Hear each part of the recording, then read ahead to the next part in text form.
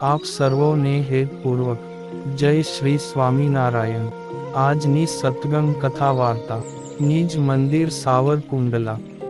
આજની સત્સંગ કથા વાર્તામાં આપણે પવિત્ર ચાતુર્માસ અંતર્ગત શ્રીમદ સત્સંગી જીવનની કથા સાંભળશું। પ્રકરણ 3 અધ્યાય 24। ભગવાન શ્રી નારાયણ મુનિ કહે છે કે, હે રાજન, મૂળભૂત રીતે માનવ દેવી સંપત વાળો હોવા છતાં પણ શુભ અશુભ દેશ કાળાદિકના પ્રસંગથી તેમાં પણ પૂર્વોક્ત દૈવી સંપત કે આસુરી સંપત આવીને નિવાસ કરે છે, ત્યારે દૈવી સંપત વાળો માનવ પણ અશુભ દેશ કાળાદિકના યોગથી આસુરી સંપતને પામી અસુર એવા નામને ધારણ કરે છે। જેવી રીતે દૈવી સંપત વાળા દ્રોણ, ભીષ્મ, કૃપાચાર્ય વગેરેને કલિયુગના અવતાર રૂપ દુર્યોધનનો પ્રસંગ થવાથી લોભ અને માન આદિક અધર્મ સર્ગમાં રુચિ થઈ। પછી દુર્યોધનની પ્રાર્થનાથી પાતાળ નિવાસી અસુરોએ તેમાં પ્રવેશ કર્યો હતો। ત્યારે પોતે દૈવી સંપત્તિ વાળા હોવા છતાં પણ અસુરોની જેમ જ નર અને નારાયણના અવતાર રૂપ અર્જુન અને શ્રી કૃષ્ણ ભગવાનની સાથે મહાયુદ્ધ કર્યું હતું। અને જ્યારે અસુરો પોતાનું કાર્ય કરીને તેમના શરીરમાંથી નીકળી ગયા, ત્યારે ફરીને દૈવી સંપત્તિનો આશ્રય કરીને ભગવાનની ભક્તિ કરી। તે જ રીતે ક્યારેક આ લોકમાં આસુરી ક્રિયા કરતા મનુષ્યો પણ શુભ દેશ કાળાદિકના યોગથી દૈવી સંપત્તિને પામી દેવ એવી સંજ્ઞાને ધારણ કરે છે। જેમ કે અવંતી નગરીનો બ્રાહ્મણ કદર્ય, તેમજ મિથિલા નગરીની વેશ્યા પિંગલા, ગૃહરાજા વગેરે ભગવાન શ્રી દત્તાત્રેય અને શ્રી રામચંદ્રજીના પ્રસંગથી આસુરી ક્રિયાને છોડીને દેવતાઓની જેમ જ પૂજ્યપણાને પામ્યા હતા। હે રાજન, ધર્મ તેમજ અધર્મ પોતપોતાના પરિવાર સાથે દેવતાઓ અને અસુરોમાં પ્રવેશ કરીને રહ્યા છે। આથી દેવતાઓ અને અસુરોને પરસ્પર સ્વાભાવિક જ વૈરવૃત્તિ છે। સહપરિવાર ધર્મ અને અધર્મ પોતપોતાના શત્રુના છિદ્રો ખોળે છે, તેમજ એકબીજા ઉપર વિજય પ્રાપ્ત કરવાની ઈચ્છાથી પોતપોતાના મંડળની સાથે ત્રિલોકીમાં વિચરણ કરે છે। દૈવી સંપત્તિ વાળા દેવતાઓ પણ શુભ દેશ કાળાદિકનો આશ્રય કરીને અસત દેશ કાળાદિકના યોગમાં રહેવાથી નિર્બળ થઈ ગયેલા પોતાના શત્રુ અસુરો ઉપર વિજય પ્રાપ્ત કરે છે। જો દેવતાઓ પણ ક્યારેક અસત દેશ કાળાદિકનો આશ્રય કરે છે, ત્યારે અસુરો અધર્મ સર્ગથી બળ પામીને દેવતાઓને જીતે છે। આ પ્રમાણે દેવતાઓ અને અસુરો પોતામાં પડેલી દૈવી અને આસુરી સંપત્તિને આધીન થઈને વર્તે છે।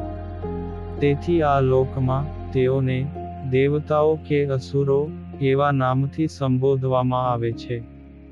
તેમાં જે આસુરી સંપત્તિને ધારણ કરનારા અસુરો છે, ધર્મની રક્ષા કરવા માટે પૃથ્વી ઉપર અવતાર ધારણ કરનારા ભગવાન શ્રી નારાયણ તેનો વિનાશ કરે છે।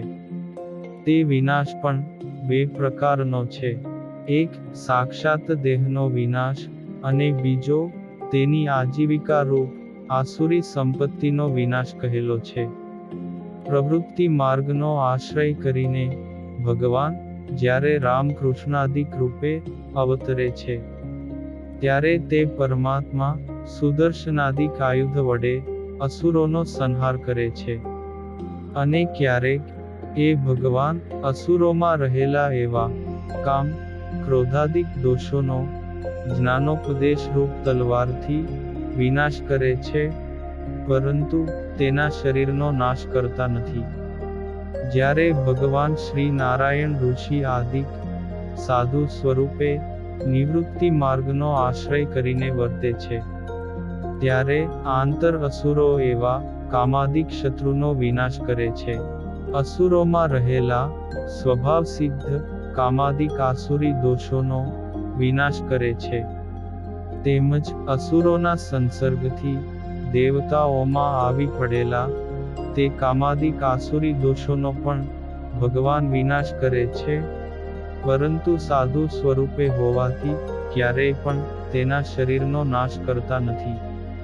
તે કરુણા કરીને મનુષ્ય વિગ્રહને ધારણ કરતા તેમજ અજ્ઞાનરૂપી અંધકારનો વિનાશ કરતા પરમાત્મા જ પોતાના આત્મકલ્યાણને અર્થે મનુષ્યોએ ઉપાસના કરવા યોગ્ય છે. એ ભગવાન સ્વતંત્ર હોવાથી ક્યારેક પ્રત્યક્ષ થાય છે ને ક્યારેક પરોક્ષપણે મનુષ્યો દેખી ન શકે તેમ અદૃશ્ય રૂપે વર્તે છે ને જ્યારે એ ભગવાન અગોચર વર્તતા હોય ત્યારે તેમની પ્રતિમાનું સર્વ પ્રકારે ઉપાસના કે સેવન કરવું તથા તેમના આશ્રિત સાધુ સંતોની સેવા અને પૂજા કરવી. નિષ્કામી, નિર્લોભી, નિસ્વાદી, પરિગ્રહ રહિત, નિસ્નેહી, મમતાએ રહિત, ઇન્દ્રિયોનું દમન કરતા, નિર્માની, તિતિક્ષુ, સર્વજીવ પ્રાણી માત્રના સુહૃદ, અજાત શત્રુ, મનનો નિગ્રહ કરતા તેમજ શીલરૂપી આભૂષણને ધારણ કરતા હોય તેને સાધુ કહેલા છે. આવા સંતોમાં પણ બે પ્રકાર છે, એક ઉત્તમ બુદ્ધિવાળા અને બીજા અલ્પ બુદ્ધિવાળા. તેમાં જે ઉત્તમ બુદ્ધિવાળા છે તે શુભ દેશ કાળાદિકનો આશ્રય કરે છે અને પોતાની ઈચ્છાથી અગોચર વર્તતા ભગવાન શ્રી હરિના સર્વત્ર સદાય હાજરપણાના ભાવને નિરંતર જાણે છે.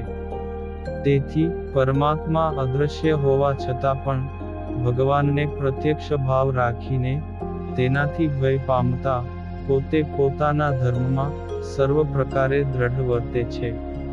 અને જે અલ્પ બુદ્ધિવાળા સાધુ છે તે શ્રી હરિના અતિશય મહાત્મ્યના બળનો આશ્રય કરી અધર્મનો ભય છોડી નિર્ભય થઈ ગુરુ આદિકનું શાસન છોડીને સ્વતંત્ર થઈ મહિમાના કેફમાં અશુભ દેશ કાળાદિકનું સેવન કરે છે. પછી આવા અલ્પ બુદ્ધિવાળા સંતને વંશે સહિત અધર્મ તત્કાળ પરાભવ પમાડે છે. તેથી તે ધર્મભ્રષ્ટ થઈ પાપાચરણમાં આસક્ત મનવાળા થઈ જાય છે. આ બંને પ્રકારના સાધુઓની મધ્યે જે ઉત્તમ બુદ્ધિવાળા અને નિષ્કામાદિક ધર્મમાન વર્તતા સંતો છે તેની મુમુક્ષુજનોએ પરમ પ્રીતિથી સેવા પૂજા કરવી.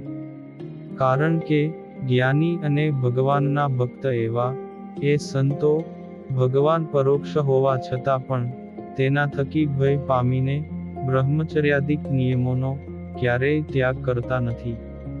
આથી ભગવાન પણ તેમને આધીન થઈ જાય છે.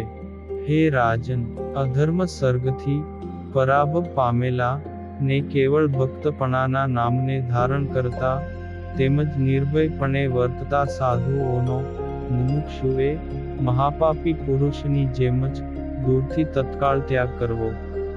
તેમની સેવા કરવાથી મોક્ષ કે શ્રી લક્ષ્મીના પતિ એવા શ્રી ભગવાનની પ્રીતિની પ્રાપ્તિ થતી નથી.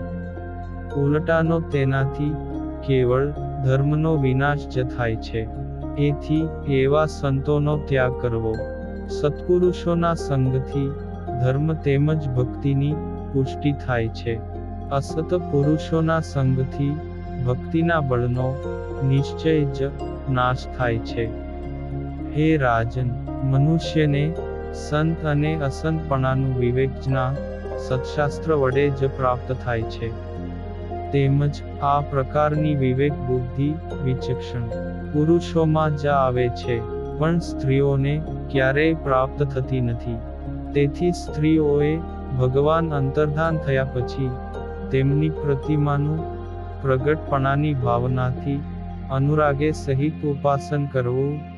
પરંતુ પૂર્વોક્ત બંને પ્રકારના સાધુનું સેવન ન કરવું. સાધુ લક્ષણ સંપન્ન કોઈ સત્પુરુષ હોય તો સ્ત્રીઓએ પોતાના સંબંધીજનોની સાથે સભામાં બેસીને તેમના મુખે ભગવદ વાર્તા સાંભળવી.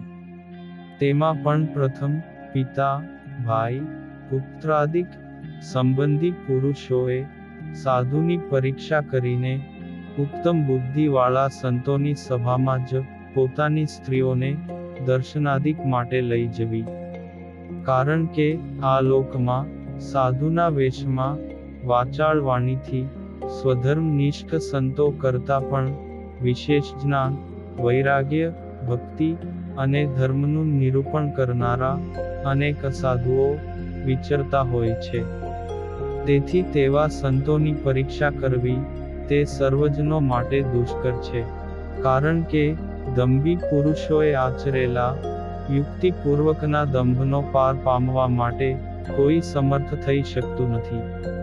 છતાં પણ શાસ્ત્રના યથાર્થ રહસ્યો જાણવામાં કુશળ બુદ્ધિવાળા ચતુર પુરુષો તેવા દંભની પરીક્ષા કરી શકે છે.